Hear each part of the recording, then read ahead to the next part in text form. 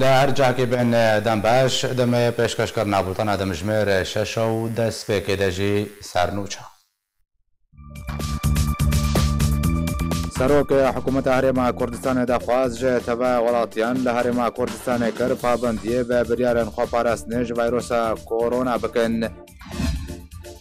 رای خستنا پادکسه لدومیز گشتنامه درباره خو پاراستنج ویروس کرونا بلاف کر لا روجاوای کردستان قدغه کرنا چون هاتنه دست پیکر لا سوریا یکم حالت توشبونه به ویروس کرونا هات راگهاندن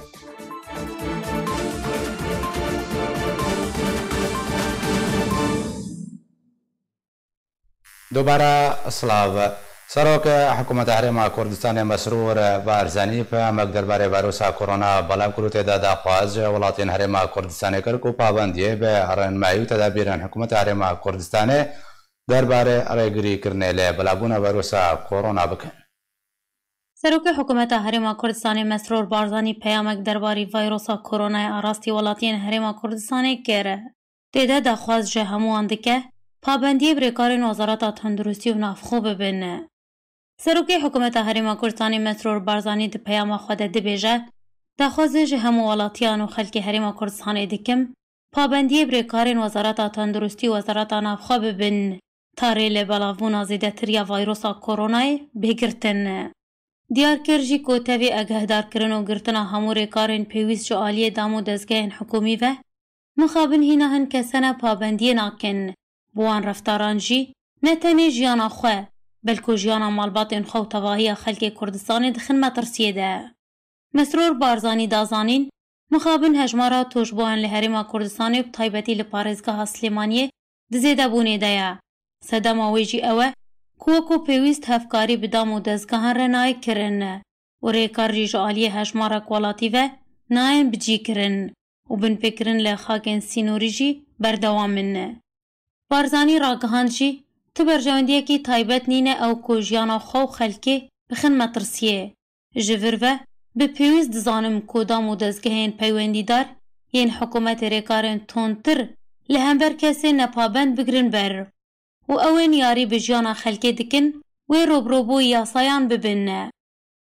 سروکوزیر هرما کردستان دبیجه هیویدارم ولاتین خوشویت مترسیه و نخوشیه بجدی ورگرن. اوی لسر حکومت بو مکر و ام بردوام جی دبن لی پیوست او ام همو هفکاری هف بکن رولا حکومت و ولاتیان دوی روشه ده هفدو تمام دکه ده پیام ده هاتیه جی کارینا سیستما تندرستی لحرمه سینور داره و او دما او نخوشی زیده بلاوه به پرسگریک جی زیده دبن وی دمی گلیل کسی نکن جبروی نوارگرتنا جدی و هر خمساریه دکاره انجامن کارست بارجی درکوین.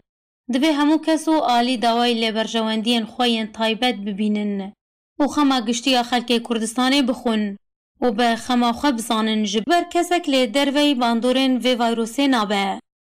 سروکوزیرین هرما کردستان مسرور بارزانی داویا پیاما خود دبیجه سپاسی لخوراگریا پرانیا خلک کردستان دکم. سپاسی و پیزانی نخوا آراسته تیمین تندرستی پزیشکو پرستاران دکم که دهیلا پیشیا روبروبونا و ویروسی دنه. سپاسیا هزی نافخواه کارمند شاردریه کهربا و همو دزگهین خدمتگزاری دکم که بشو و روش ده پاراستنا خلکه و بجیکرنا رین مایان ده بردوامن. لا بجاروك تربس بي روجاوای کردستان قجهی ان کسی به همه انگیلگان رخصتن کن افدولتی پروشورن هشیار کرنه و علاب کرنه علاب این خبرستنه جه ویروس کرونا بلاف کرن مالپر انجمن اجتماعی کردی و سوریه ان کسی بلاف کرد که چارچوبه پروسین هشیار کرنه ولاتیان ده قجهی ان کسی لا بجاروک تربس بی به همه انگیلگان رخصتن نسبی ان افدولتی پروشورن هشیار کرنه و علاب این خبرستنه جه ویروس کرونا نو وکلاپکو کما میان لسر ولاتیان بلاف کرون چاونیا جیبجی کرنا ریکارش بوی سلامتی اگشتی الگر ولاتیان بوتو بشکره. بگمان ایرو با وقت خوشیات رسمیه وقت اشبو بریارا انجمن اجتماعی کردی ما اف علمتا یا گمبشن توعی یان جیات اشتنا شبو به اشبو ایرو جهانی تبعی بلافوا هم نابلت خبرين بگمان علمتا مشي بروشورن ماسكن ولا بكن هر سيما امددنا دكانا امددنا ملات كسيكو سوكيرة درباس بي فادرا درباس بدن جبو غوزاني بن اب ايش كبيسا ايش وهبن ودانين خوبكن مالباتا خوبكن خلقي خوبكن ام دخوازن بملات ما هايدار بي جبو بي ايش سرساري لنا ميزيني ولو سفكاهي لنا ميزيني برغو راستيجي ام بيويستن جو ام ملات خواب باريزن وام وقت انجمنا اجتماعي كردي ام بينا ملت ما ساغلم به و به جبو به شهاجه درباس به خوشی و شادی و ام جهان بالتفاعي ايرو كتيا اصلا كده كتيا زندان كده خابن ام ناخذ ملت ما جولو وري برا ام بيس اللي بيجن برا ملت راخستنا دومیزیا پارتیا دموکرات کردستان سوریا ده گشتنامه بلا کرو تیدا بانگل پنابران کرکو پابندیه به بریال حکومت حرم کردستانیو و به بریا کامپه بکن و کسی ده گشتنامه خدا را گهاندیا جبر بلابونه ویروس کرونا لهجمار ولاتان جبر سلامتی حرم کردستانیو گل کرد جه نخوشی ام بانگل همون نفشاندکن به بریالین کو جه علی حکومت حرم کردستانی و بریا کامپه بهاتنا درکتن پابند بن راخستنا دومیزیا پارتیا دموکرات کردستان سوریا هروها ده گشتنامه خود اسپاسیا پنابران ده هفکاری و پابندبونه به ریکار و رنماییان و بریاران کرد.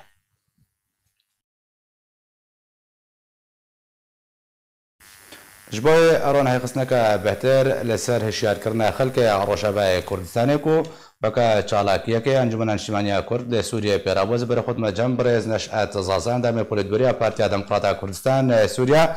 مامستا نشأت دمباش قالوا خلقي روجابا كردستان خو تشاوا دباريزي استي هشيار كرند نواد حتى استكيا او شالاكيا هون بيرابو بچرنگي حتى انجام دانو تشاوا هون قال يونسيف اري كابتن حتى يكون في شالاكيا انجام بده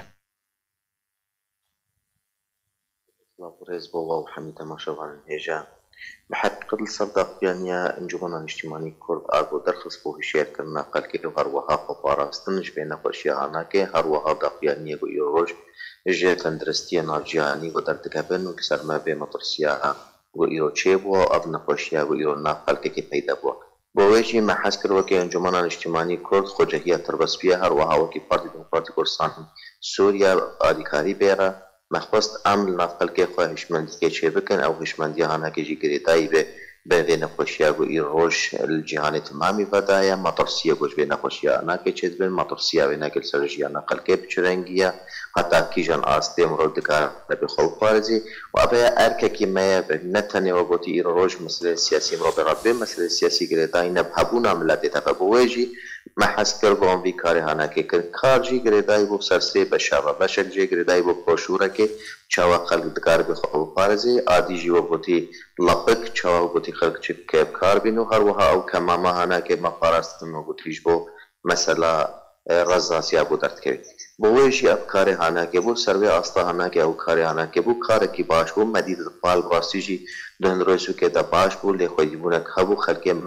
ما خواست بو بوتی بحقت خب پارزی یعنی موتورسیک جدی ہے خمساریک جیل هم بری وینا که ہے او خمساریا هانا که جی گریدای پشمندیا خلقی و یا جی گریدای بجیانا روجا بابا یا گو خلقی روج لبه حریمت که بویجی محست کر گو اف سرساریا گو های نکیبشون بکبه و جدی مرول سروی کاری هم و نخوشی هانا که بسکنی باشا برز نشد ارک آلین پیوندیدار گلوب ارک خرابون له هم بر روبروبونا بلابونا و ویروس وروها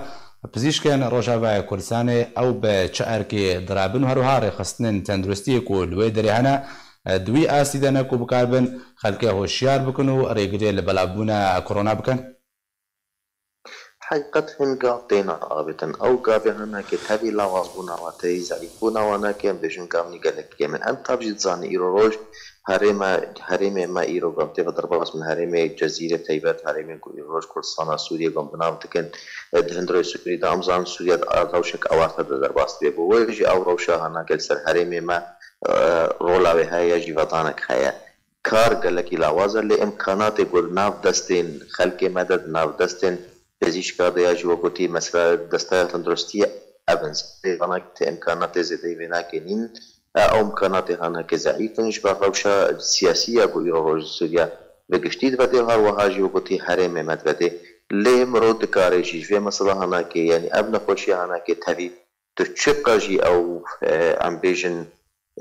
تيمت تندرستي جهادي جبن حتى انها درمانكي جديه جي فعال بالنسبه شوي نقوشيه در نكتيه درماني هاري سركبو بين نقوشيه خباراستنا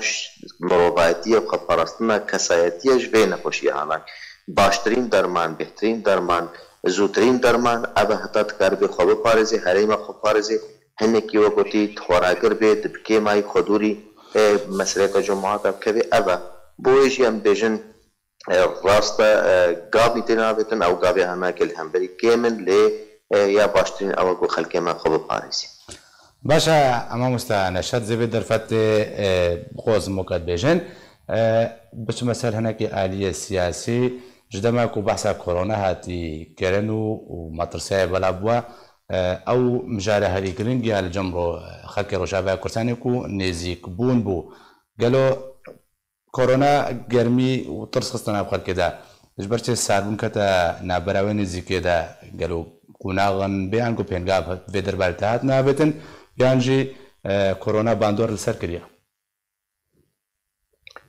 باوري اما دا باندورا نخوشی تایبت نبود سر و مثلا نزیک بونن آلیان سیاسی جبوره لی بهتری بینا که هنگاب گله که دیده نابتن حقیقت ما ترسی که فیچرو کهنا که نگو ما ترسیج نزیک بونا مالا کردی های نه ما ترسی های گو ام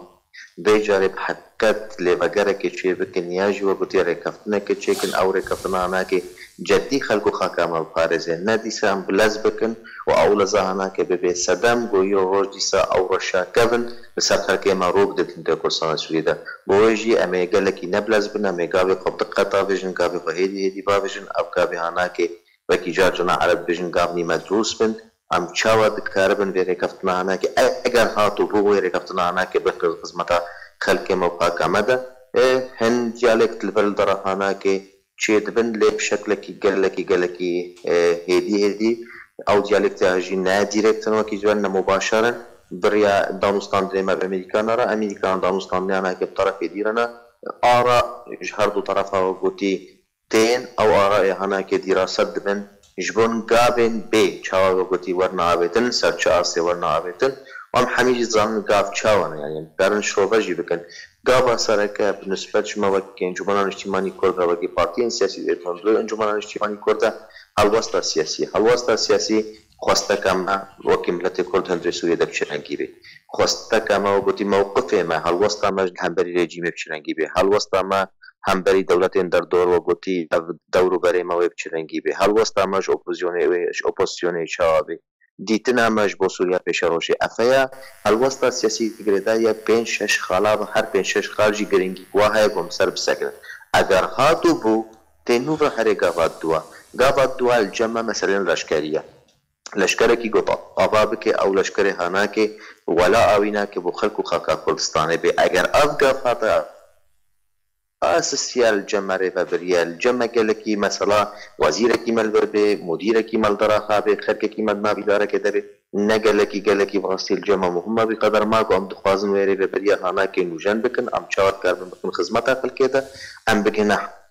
هي البجارتني چيفن او البجارتني هانا كي هنگي بده ديار کرن كيد كاري دستلاتی کا راستقينه ده هره ما هانا كده بكي والا دشتن سركه وسرشتي الجمع هر دو خاله سرکه مثلا سیاسی نو هروها لشکر باشا ما مستنشات داوین پرس قلق عدید بجن فيروس كورونا بمجال سياسي وجهاتية جريدانو بجن ولات دجبريا هاف بيت كنقلو حتى شرا ديك الراستا دي سياسته دا بفيروس الشر يكتر وري كرنو دا انجام دا خلق وري كشتن ببا فيروس راستا كورونا بيرنجيا يانا فهو مثلا يعني حطانها نك هاي اصلا هنا كمرو بيجي يعني مثلا كورونا تحويلك نقوشيك جديه ويا راستيك ما ترسيك جهه ويا راستيك اللي حالك سياسي نابده ام وكي الشخص اد بيجم دوي بهويه دمجي يعني مثلا سياسي ندوري بينك الشركي ناب جهاني بنلسر اصلا ما وكي اري ما جزيره جوكي سوريا ليش شركي ناب جهاني به مثلا هنا كتبه او شرها يجب أجندات ديفا بهوريا مدى يعني هنكي زيادة لسبب مثلا كيشون نخشيكا أو نخشي كهيا نئيرويا أو يجي باشا اللي شما أنها دركتيا بفيرنجها بفي عجيبها بفي داقيانيها بفي سكنايا يا جو قديرو ميديا دنيا تمام لسر سكني أو يبخوجي استفسارنا ليه تبي ويجي أن بجنا في نخشيكا جديد حالة سياسي عام بهذا قريدان نتيجة ظروفك وسر عردير ودانك ومسرع إنه بيجن والله خلق في شر هفت كي طيبت وقودي أبايا گەلێک سپاس جبۆی برێز نەشات زازان دەمێ پلیدوەری پارتیا دەموکراتە کوردستان سووریا گەلمن بووی گەلێک سپاس. ئیرۆ یەکەم ڕۆژە قەدەغەکردنا هاتوو چوونێ لە ڕۆژاوای کوردستانê دەست پێ کرد. چالاکبانان ji herkê ڕاگەهاند ku îro yekemîn roja qedexekirina hatû çûnê bû ku bêsedeme belavbûna vîrusa koronayê li hemî welatên cîhanê welatiyên Rojavayê Kurdistanê jî îro pabendî bê biryar û rênmayên tenduristîkirin û tenê ji bo xwarinê û vexwarinê derdikevin û taxên başaran ji otomobîlan û welatiyan velebûne ji bo ronahêxistineka bêhtir jî li ser vê mijarê gelo îro çûn û hatinan û qedexekirina çûn û hatinê li ser erdê bicî bûye neze berexwîdme cem nûçegihanên Arkezê ji bajarê Qamişlo dest pê bikin berexwîdme cem nûçegihanê Arkezê Sebrî Fexrî Sebrî Dembaş îro yekem roja qedexekirina çûn û hatinê bû li bajar û bajarokên Rojavayê Kurdistanê gelo ew roj çawa birêveçû xelk pabend bû xelkê guhê xwe de rênmayên tenduristî ku xwe ji vê vîrusê biparêzin. دم باش ایرو روجا یکمین بود قدقیا چونو هاتن الباجار قامشلو و هروها وكو حمو باجارن دي قالك خلق ايرو پابند بون به قدقیا چونو هاتن نخاسم بازار قامشلو دکار بیج او بدوایی هاتبو برتن حمو دکاندار پابند بون دکان خو نکرن لناوا بازار چونو هاتن بدربك راوستي ابو ايرو لهنكي نافا تاخان چونو هاتن تفقه هنكي هبو خلقاتي دردكتن هنك جبو بيوستيان خواج وعد كان النافا تاخان تابين بكن او دكان خوارن تفاعي بكرين او الناف تاخان خلق چونو هاتنك سبك هبو النافان تاخين دردور باجر اوانا خلق چون دهاتن خوار پیوستیان خواه تابین دکرن هروها فرنا او جی حمل کار دکرن و نان هبو لگلک دکانان بلافو بو لفرنا دهات فروتن وکو بره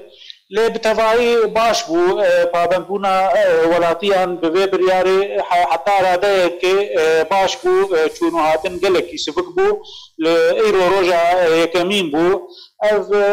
چند روژه بیده و بیتر ولاتی و زانبن کو اف بریار جبو وانه جبو تندرستی وانه نتیجتکی خراب جواره و بیتر کاربن پی پابند ببن. باشا صبري لقل قدغكرنا چونو هاتني قالو نرخي كلوبلن چونو هاتني قالو نرخي كلوبلن خوارنه زيده بويا نا خلقه تجاره بازرگانه استقرار كرا بروشا هايانجي نرخ وكا خمان دوه بيتر خلقه مترسيا كوهيرو حمود دبر ودكان قرتيبن خلقه قالكي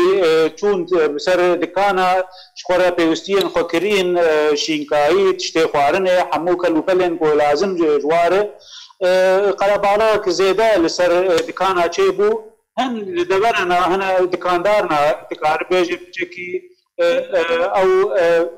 حق نرخين وانا دستان زيدتر جو دكانن دي او بچكي هناك دكاندار بازرگان ام دكارن بيجن بزيدبون ددان ولاتيان جبرگو قالك خلق السروانا كوم دبون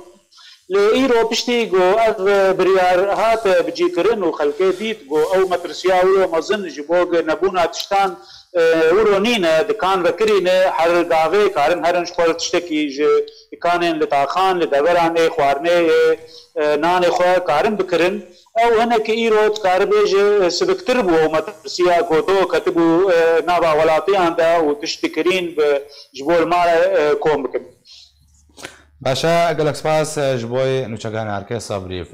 فخری کش باشار قامشتم ربز بر خدمه باشار حسکیشی نوچگان هرکه داره عبدو بمره داره دنباش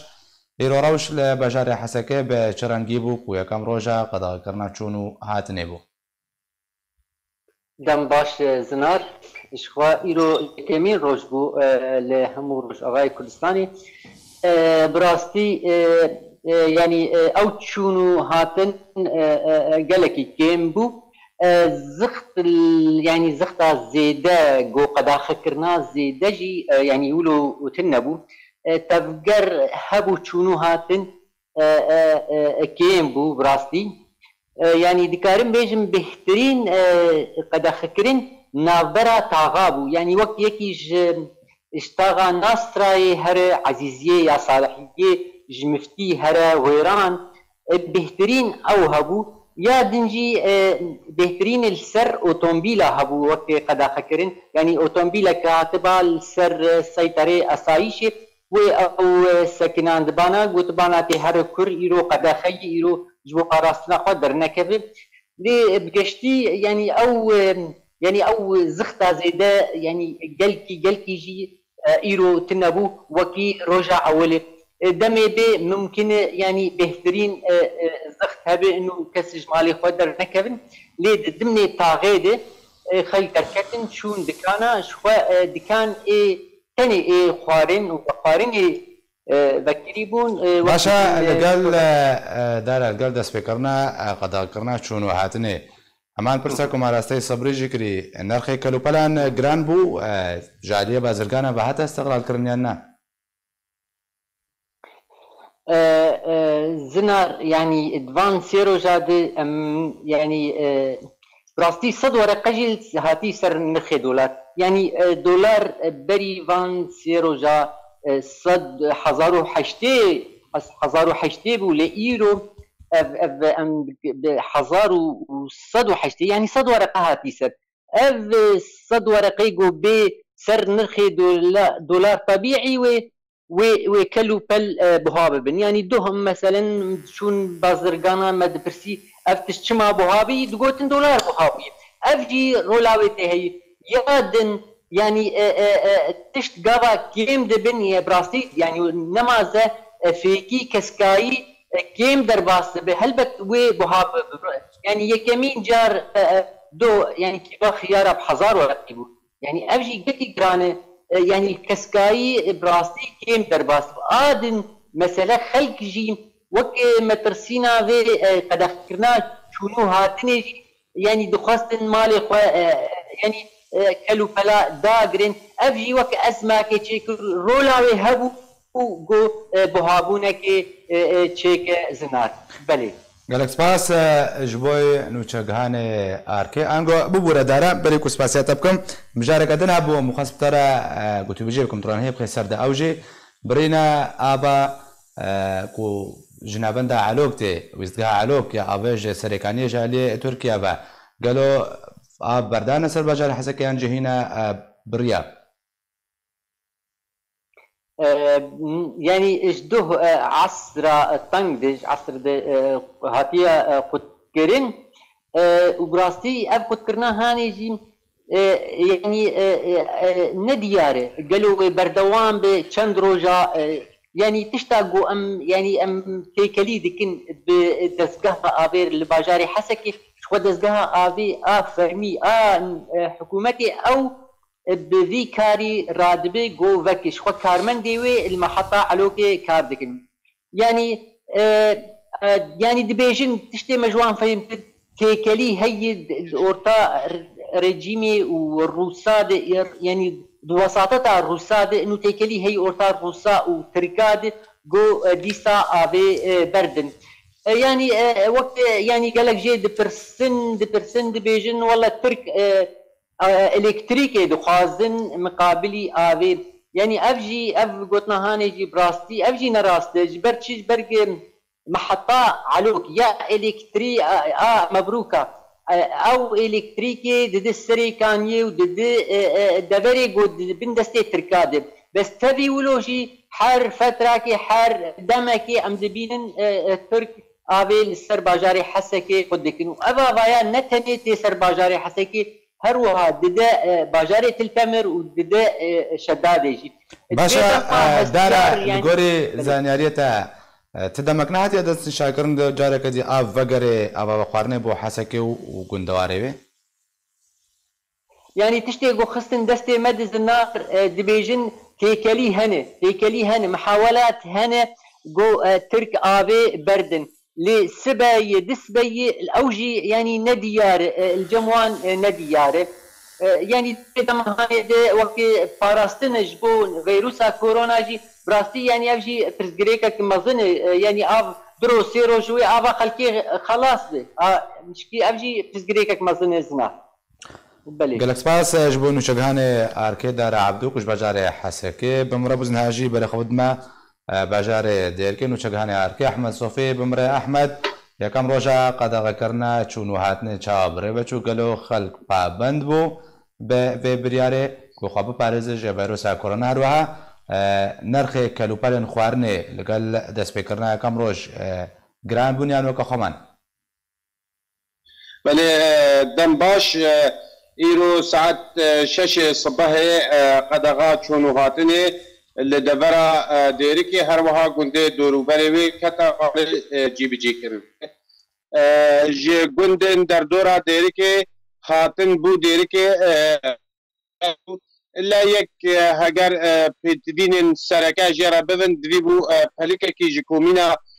gundê xwe bibe heta karibê derbasî bajarê dêrikê bê jê zêdetir çûnûhatin navbera dêrikê û girkê legê de û qamişlo de ها نقرا ديريكي وبندي دوربري ديريكي دا او قدغكرن كات وارجي بيجيكرني دا وبابندي في هاتكرن دا علي كلوبلن خوارن دا دهو روجا بريكو اب قدغكرن كبد وارجي بيجيكرني دا نرخن كلوبلا جراند بو تايبت اب بيتفين كو بهتر اريكاريه براوانية لاشي انسان وقت تيد بيجن مناعة يعني چه ليمون بي چه برتقال بي چه سير بي چه باز بي يعني كيلوها ليمونة بلند بو حتى 1500 ورقة 500 ورقة سوري لإيرو او نافندن سركي كري فروتني الديريكي هن جوا بكري بون هن بيتفيج خلقي ربلي او چونو هاتن الديريكي نبو هروها وكان بيجن فرنا بن غازي بن آماده باشي دبون تكي ماي نكتا كاروا همكارم تايبت ايرو روجا يكي قد كرنا چونو هاتنه بذي رنگي درباز انو چگانه اركي احمد صوفي كوتش باجاري ديركي بمرابي قالك سباس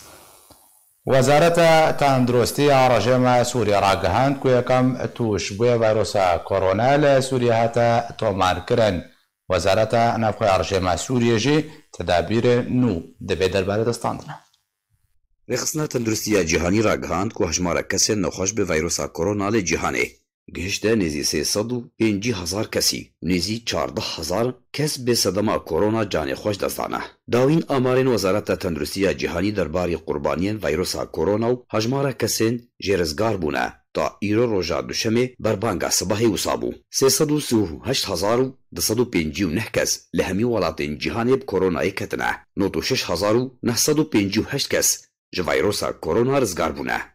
14,457 کس به نخوشی کرونا جیان خوش دستانه جداهید نوراوان آماران ده تنید 24 دمجمیران ده و گو روژا یکشمی هاتنا رگاندن و سابو 304,334 کس لهمی ولاتین جهانی بکرونا کتبون و تا 33,925 کس زیده بونه 94,677 کس ji vîrusa korona rozgar bûbûn, wate 2281 kesên din rizgar bûne. 12983 kesî bi nexweşiya korona jiyana xweş dest dabûn, wate 1474 kesên din ji duh ve jiyana xweş dest dane. Di çend rojên bûrî de gelek guhartin di rêjeya hejmarên belavbûn jiyana ji destdanê de çêbûne. Li Çînê ku vîrusa koronayê ango Covid-19 dest pê kiribû lê cîhanê belav bûbû, hejmara qurbaniyan gihişt bû 3255 kesî. Hejmara giştiya kesên nexweş bi koronayê li Çînê gihişt bû zêdetir ji 81005 kesan. Di guhartinên nû de jî ev çend rojin rewşên belavbûnê li İtalyayê ji bin destê hikûmeta İtalî derketiye. وەکو هاتە ڕاگەاندن و هەژمارە قوربانیان هەری داوی ڕۆژا یەکشەمێ گەیشتە 651 کەسی بە تەنێ ڕۆژا شەمیێ 800 کەسی ژیانە خۆش دەستدا. Di encamê de hejmara giştiya qurbaniyan 5500 kes. Bi vê encamê İtalya bilindtirîn rêjeya qurbaniyan li cîhanê tomar dike û Çînê jî derbas dike. Li Îranê ku welatê herî bêhtir korona lê belav bûye piştî İtalya û Çînê li gorî ku herî dawî ragihandiye. Di 24 demjimêrên borî de 129 kesan jiyana xweş dest da. Hejmara giştiya kesên ku jiyana xwe bi korona ji dest dane ji 1556 kesan gihişte 1685 kesî. Li Sûriyê piştî ku jê dernamedyayî cîhanî û erebî wekû Elquds el Erebî û di nav de yên opozisyona Sûriyê jî tekeskirин ku nîzî hezar girtî û binçavkiriyên Sûrî di zindanên rejimê de bi taybet li zindana Edrayê li Şama paytexta Sûriyê bi koronayê ketine û 204 kesan jiyana xweş dest daye. Rewşa girtiyan û belavbûna koronayê di nav wan de pir xerab we. Jê kontrolkirinê derketiya îdî di roja yekşemê êvarê rejima Sûriyê jî yekem rewşa nexweşiyê bi koronayê ragihand got ku ew kes ji derve hatiye dibin kontrola wan de ye bê ku behsa nexweşiyên di zindanan de bike. Lê serokê rejimê Beşar el Esed biryara lêborîneke giştî ji tawanan re ragihand di heman demê de ê xiste dwarê cîbcîkirinê de. Gelek şrovekarên siyasî jî biryara Esed û rewşên veşartî di girtîgehan de bi heve girê didin. Niha di heman dema van pêşhateyên metirsîdar de li cîhanê li Çîn, Amerîka, Almanya, Rusya û Fransayê hejmarek welatên din jî ezmûnên çareserkirinê ji koronayê re dest pê kirine. Zanyar û pisporên van welatan dirkaberiyê de ne. Kakîjan welat di yekem welat be çareseriya rastexîn derxîne. Cîhanê ji vê karasata mirovî û nexweşî bi temamî rizgar bike. علي عمر حکومت هرما کردستان قداغکرنا چون هاتنتا که مهابه نوکر هروها تندرستی کردستان جارا گهاند کو 10 حالت دنین توش بونه کرونا هاتن تومار کرن.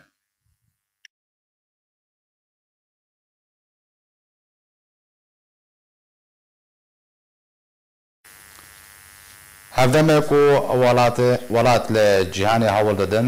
لبر بلابونا کرونا بگرنو به همیشیان رکارن خواه پاراستنی ینتون انجام دن لتنها هجمارا قربانیان کو کرونا بر بزیدبون ودیچه و هجمارا قربانیان 14500 کس در باسکریازی سوریاجی یکم حالت راگهاندیه.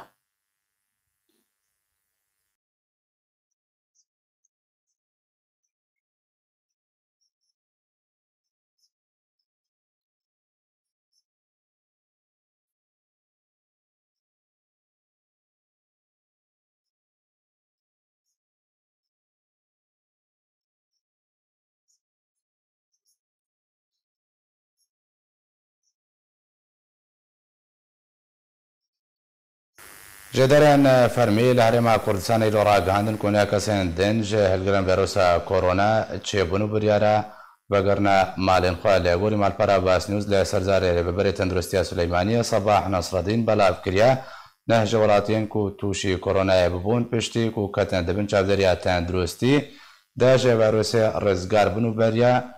بریارا ایرو وگرنا مالین خواه لهرما کردستان هفته و 6 کس هلگر ویروسا کورونا نه 12 جوان ایرو سر صبیحتن راگهاندن هرواری ما کردستان تونترین ریکار و تدبیرن ریگری کرنه لبربلابون ویروس استاندو یک جوان ریکارانجی راگهاندن قدا کرنه هاتو چونه تا یک نیسانه.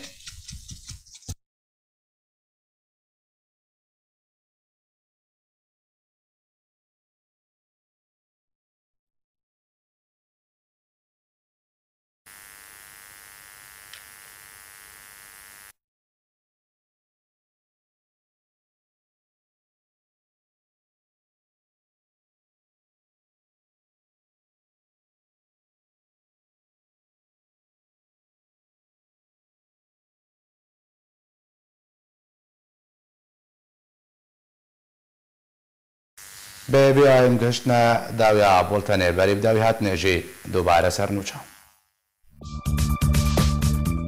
سروک حکومت هرما کردستان دخواست جه تبا ولاتیان لهرما کردستان کر پابندیه به بریارن خوپارست نج ویروس کرونا بکن رای خستنا پد کسه لدومیز گشتنامه درباره خوپارست نج ویروس کرونا بلاف کرد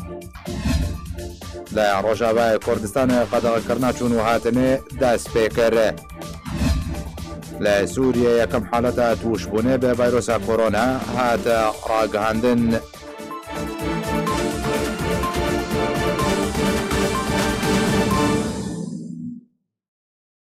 هر شاد بن